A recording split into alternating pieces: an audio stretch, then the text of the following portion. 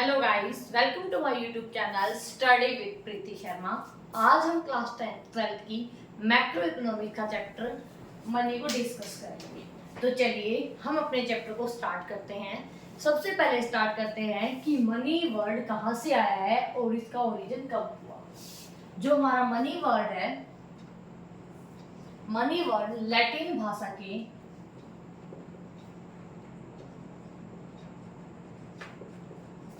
Moneta word से आया है।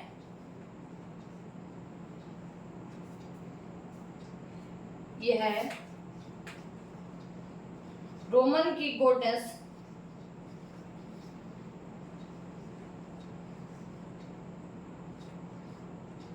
जूनो, जिनका टेम्पल रोम के अंदर था, उनके नाम से आया है। हाँ जी,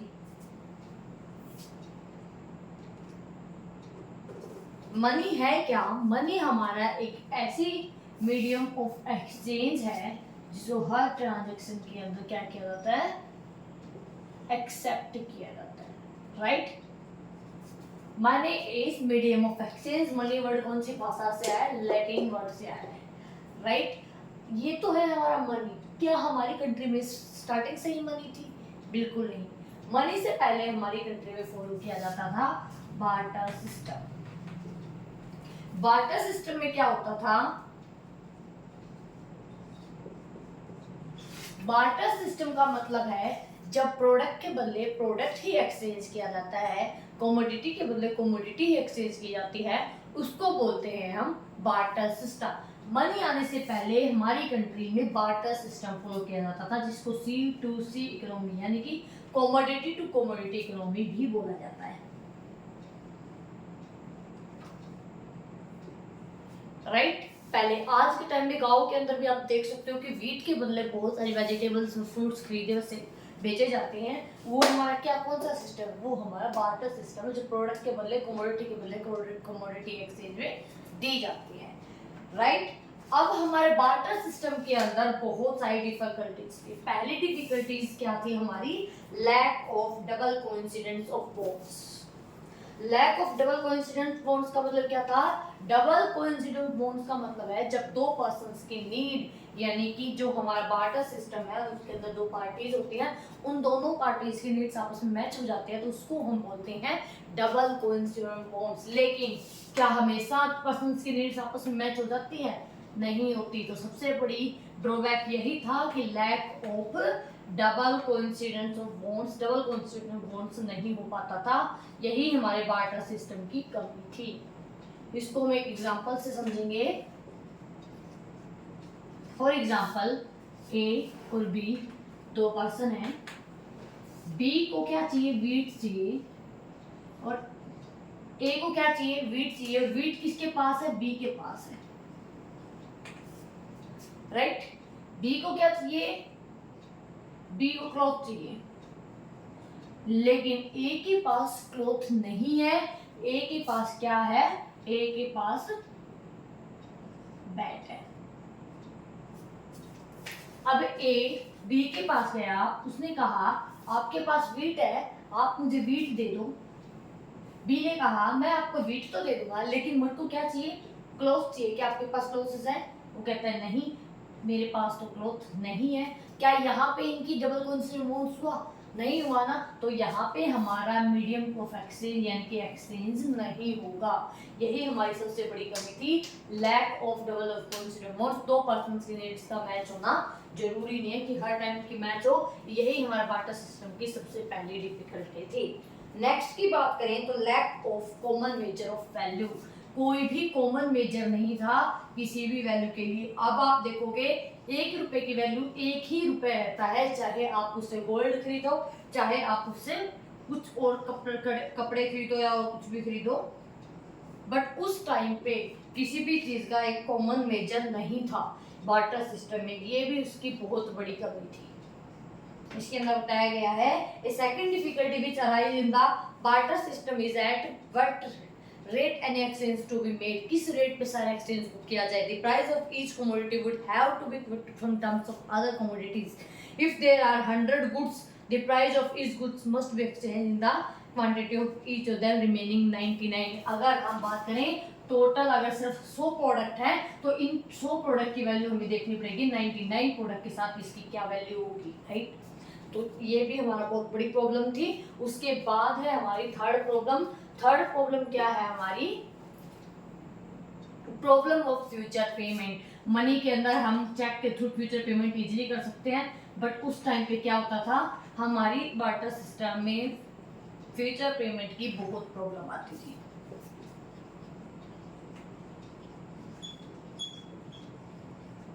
हाँ जी, इसके अंदर दिया गया है under barter system contracts involving future payments cannot take place with the ease of following reason. There could be disagreement regarding which specific commodity would be refused to be. There could be disagreement regarding the quantity of goods and services to be repaid.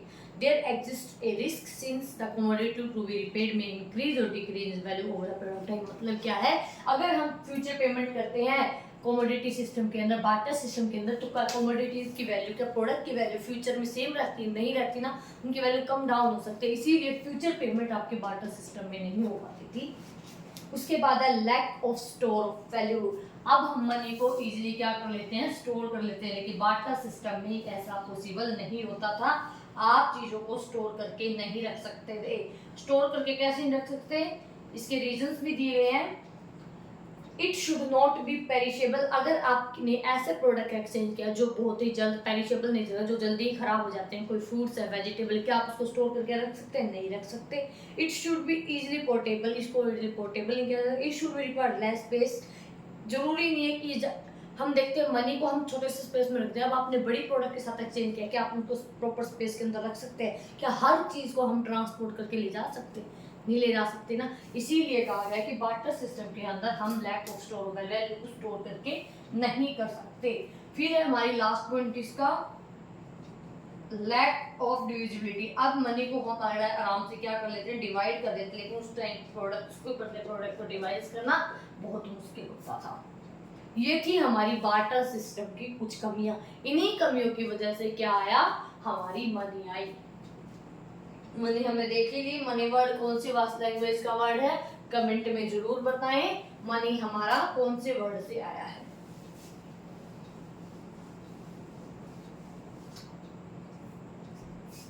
हाँ जी, उसके बाद देखिए, उसके बाद हम बात करेंगे forms of money. Money की कौन कौन सी फॉर्म होती है। पहली है आपकी, हम बात करें forms of money.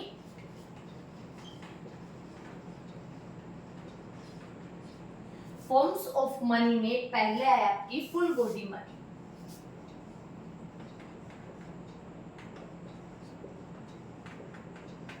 Full bodied money. Full bodied money is that money whose value as a commodity is equal to its value as money. जब उसकी वैल्यू सेम उसकी कमोडिटी इक्वल होती थी। As rupee coin during the British period. British time पे 1 रुपये का जो coin होता था वो सिल्वर से बनता था, उसकी वैल्यू इक्वल होती थी इसकी फेस वैल्यू से। यानी जिस सिल्वर से हमारा 1 रुपीज का कोइन बन रहा है, उस सिल्वर की वैल्यू भी कितनी होती थी, 1 रुपीज होती थी। जब आपकी मनी की बॉडी की वैल्यू आपकी उसकी वैल्यू के फेस वैल्यू के इक्वल होती है, तो उसको हम क्या बोलते हैं, फुल बॉडीड मनी बोलते हैं। ये 1 रुपीज का कोइन इसका एग्जांपल हो सकता है। उसके बाद थी आपकी लीगल टेंडर मनी।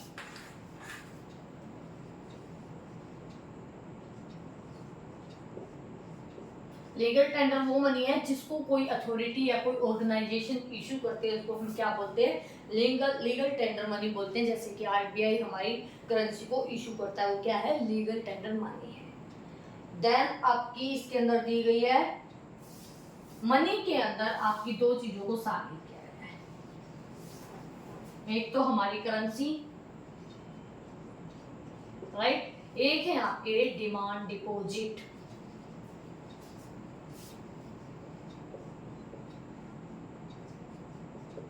क्या होते हैं डिमांड डिपॉजिट्स? पहली बात तो डिपॉजिट्स क्या होते हैं, वो सारी मनी जो लोगों के बैंक अकाउंट्स के अंदर जमा है, डिपॉजिट है, उसको क्या बोलेंगे हम, डिपॉजिट्स बोलते हैं। डिमांड डिपॉजिट क्या है, बैंक के अंदर आपके 2 टाइप के डिपॉजिट होते हैं, एक होता है डिमांड डिपॉजिट, एक होता है फिक्स्ड डिपॉजिट। डिमांड डिपॉजिट वो डिपॉजिट्स है जो आपकी डिमांड करते ही किस में कन्वर्ट हो जाएंगे, कैश के अंदर कन्वर्ट हो जाते हैं, उसको बोलते हैं डिमांड डिपॉजिट। फिक्स्ड डिपॉजिट वो डिपॉजिट होते हैं बैंक के अंदर आपकी वो मनी जो एक फिक्स्ड टाइम के लिए क्या है डिपॉजिट है, उससे पहले आप उसको कैश के अंदर ट्रांसलेट नहीं कर सकते। अगर आप करते हैं तो आपको कम रिसीव होगा। वो आपकी कौन सी मनी होती है, फिक्स्ड डिपॉजिट होते हैं, एफडी होती है, आपने जरूर सुना होगा। अगर हम मनी की बात करें तो मनी के अंदर आपकी दो चीजें शामिल की जाएंगी, एक तो करेंसी और एक क्या हो जाएंगी आपके जो डिमांड डिपॉजिट है, वो करेंसी की तरह ही क्योंकि आपकी डिमांड करती है वो कैश में ट्रांसलेट हो रहे हैं, वो आपकी क्या है, मनी है, राइट। बैंक मनी दिया गया है, वही हमारा डिपॉजिट वाली बात है। बैंक मनी क्या है, वो मनी जो बैंकों के अंदर डिपॉजिट है वो आपकी क्या कहलाएगी, बैंक मनी कहलाएगी। क्लियर। अब बात करते हैं कि मनी के कौन कौन से फंक्शन होते हैं, मनी के क्या क्या कार्य हैं।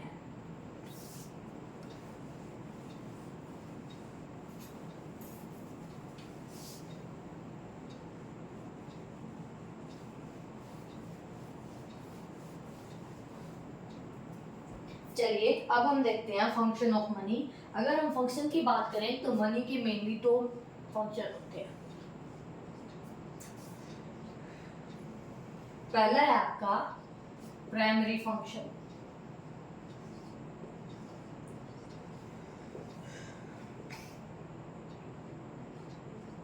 फिर आपका सेकेंडरी फंक्शन, प्राथमिक कार्य, द्वितीयक कार्य।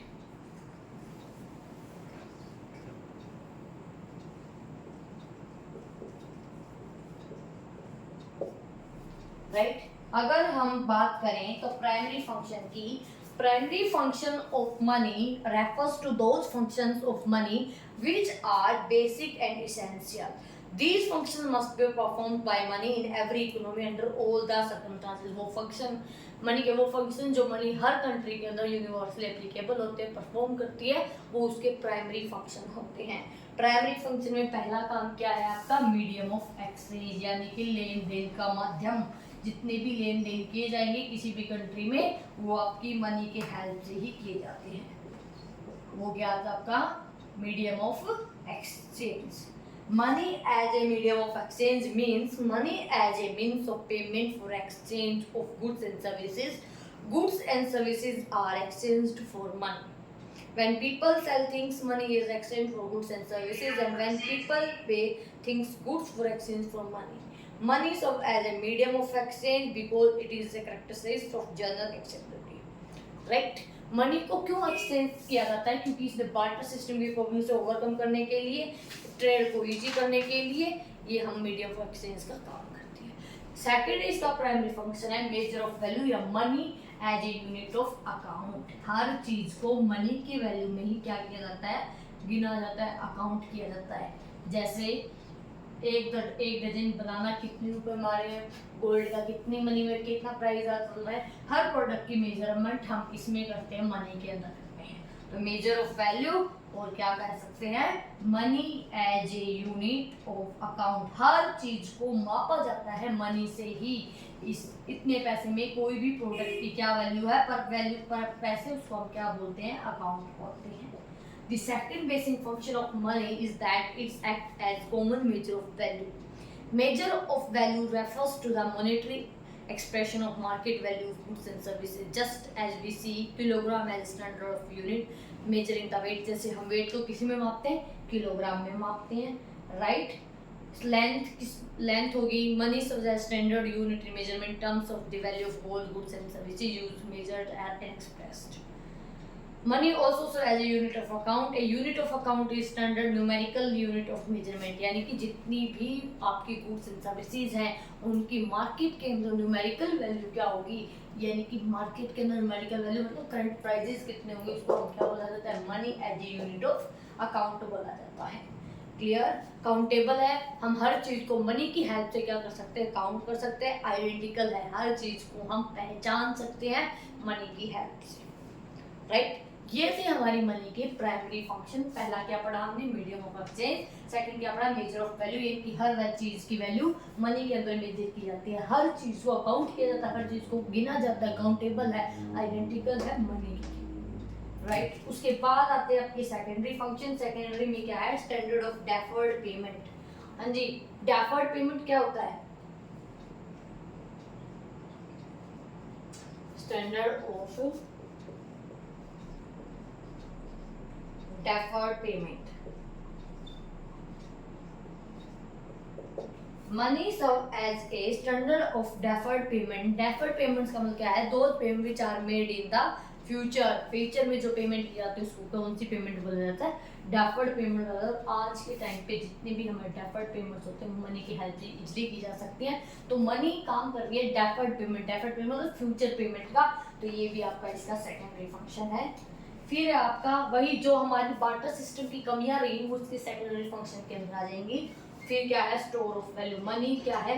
मनी के वैल्यू को हम इजीली क्या कर सकते हैं? स्टोर करके रख सकते हैं, राइट। इसको ट्रांसपोर्ट करना इजी है, इसको स्पेस कम लेती है, हम इजीली इसको रख सकते हैं। पेरिशेबल नेचर की नहीं है, जल्दी खराब नहीं होती। थर्ड आपका ट्रांसफर ऑफ वैल्यू। मनी की वैल्यू को क्या किया जा सकता है? इजीली ट्रांसफर किया जा सकता है। Money also serves as transfer of money. The function of money has been derived from the general acceptability of money as medium of exchange. Value can be transferred from one place to another, from one person to another. When we pay the price of all commodity to seller, we transfer the value of sellers. जब हम किसी seller को price money देते हैं या कोई भी चीज मनी हमने ट्रांसफर की तो वो क्या कहलाएगा?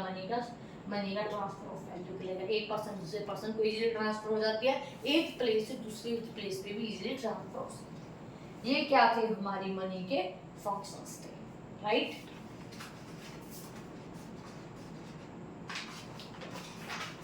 आगे देखते हैं इस चैप्टर में क्या रहता है हमारा।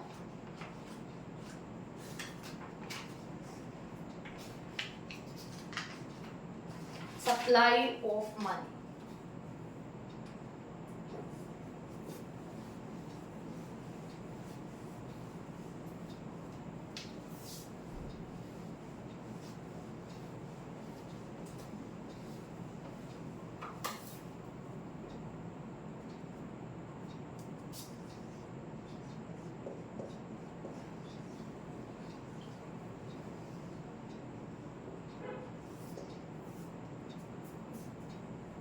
हाँ जी, सप्लाई ऑफ मनी क्या होता है?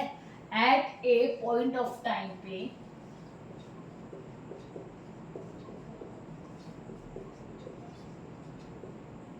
एक नेशन की पॉपुलेशन के पास जितनी currency at a point of time पे उनके पास प्रेजेंट है उसको क्या बोलेंगे? सप्लाई ऑफ मनी बोलेंगे। मैं फिर से बता रही हूँ, at a point of time पे एक नेशन की पॉपुलेशन के पास जितनी एट प्रेजेंट में मनी या करेंसी अवेलेबल है उसको हम क्या बोलते हैं? सप्लाई ऑफ मनी बोलते हैं। ऐसा ही हमारा एक कॉन्सेप्ट होता है डिमांड ऑफ मनी।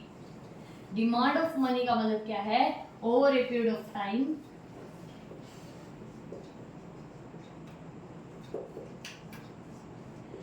एक नेशन की टोटल पॉपुलेशन जितनी मनी चाहती है, डिजायर्ड है, जितनी मनी चाहती है वो क्या हो जाएगी? Demand of money. और सप्लाई क्या है? एट प्रेजेंट में उनके पास जितनी मनी अवेलेबल है at a point of time पे उसको क्या बोलेंगे? सप्लाई ऑफ मनी बोलेंगे। सप्लाई ऑफ मनी के कंपोनेंट्स की बात करें तो इसमें आपके M1, M2, M3 और M4 तक है, बट हमारे सिलेबस में सिर्फ M1 है तो हम उसी के बारे में बात करेंगे।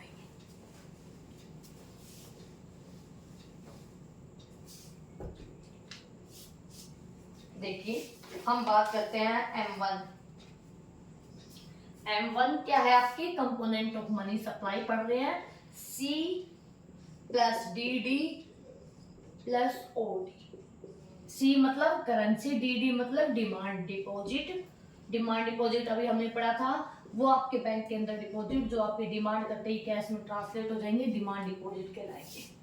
फिर आपका अदर डिपॉजिट, OD मतलब अदर डिपॉजिट्स। हाँ जी,